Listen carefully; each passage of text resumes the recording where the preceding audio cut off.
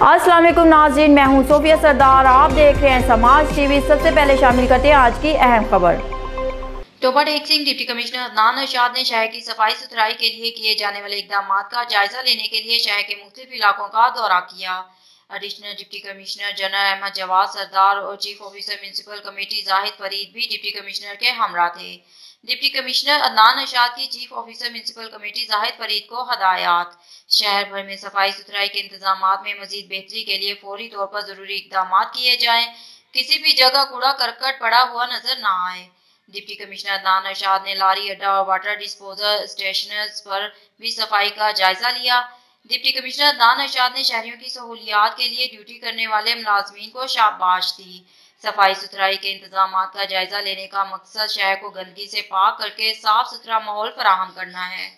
जिला भर में मरकजी शहराओं ग्रीन बेल्ट की सफाई का काम तेजी से जारी है।